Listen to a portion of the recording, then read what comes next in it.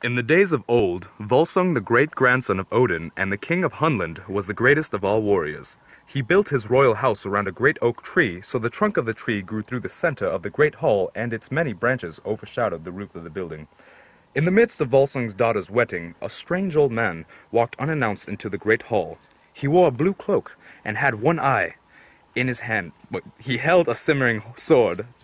With broad steps, he plunged the massive sword into the trunk of the tree. Whoever draws this sword from the oak will find no better friend in time of need. 'Twas Odin himself that came here. Yes! I must It is retrieve the mine! sword! Get off, you feeble creature! Damn it! Mine! You are too weak!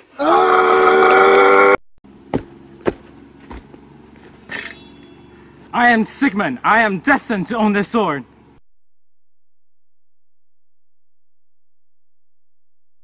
From the time of his birth, Sigurd, the son of Sigmund, was awesome in stature and nobility. No one in the Northlands could match Sigurd's gifts. Sigurd's tutor was also a gifted man named Regin, who taught Sigurd the use of weapons, many languages, and all the basic skills princes were expected to know. I'm amazed that you are treated like a servant to the Danish king. You are wrong. If I ask for anything, the king will give it to me. Then I suggest you ask him for a horse. I am old enough now to have my own horse. Well then go, Sigurd. Choose the finest horse. Sigurd immediately embarked on an adventure to find his valiant steed. Whilst in the forest, Sigurd came upon an old, long-bearded man whom he had never seen before. Where are you going, Sigurd, son of Sigmund, the Volsung? I'm going to search for a royal horse. You seem to be a wise man. Would you like to advise me on this journey? That's just what I had in mind.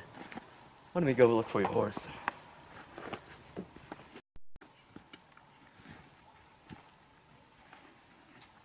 That's the one I will choose. What do you think of my choice? You have chosen wisely. Feed him well and care for him. And I will call you Granny.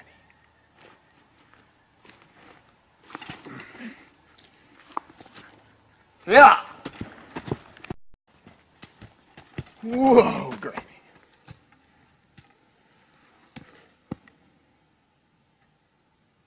Glad you have chosen the perfect horse. But do you have the courage for adventure? Of course I do. What do you have in mind? There is a treasure guarded by a ferocious dragon. He sit upon more gold than you could ever imagine. Are you trying to kill me? How am I supposed to overpower such a beast by myself? You are clearly no Volsung. Your father would never back down for such a task. But I'm still too young to match my father's strength and skill. You must have a reason for hiding behind your taunting words. You!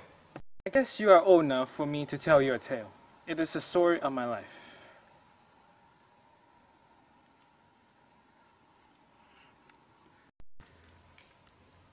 My father, Hretmir, was a man of great strength and wealth, not to mention his talent for magic.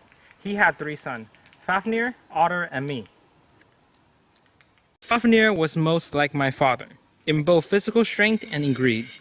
However, Fafnir also had the ability to change his shape into anything he pleased. My brother Otter, on the other hand, was completely opposite.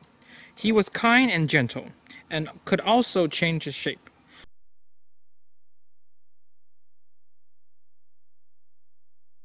May we spend the night with you, sir? I have enough food for all of us.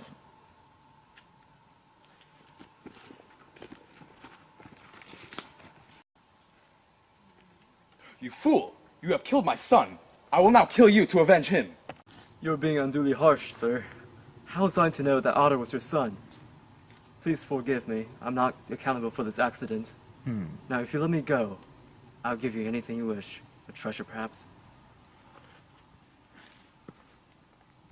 You have yourself a deal, but you have to give me enough treasure to fill up my entire son's body with gold.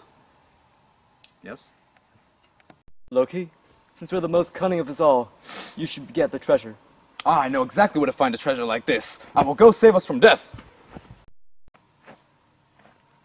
So you are Andavari. Where's your gold? There.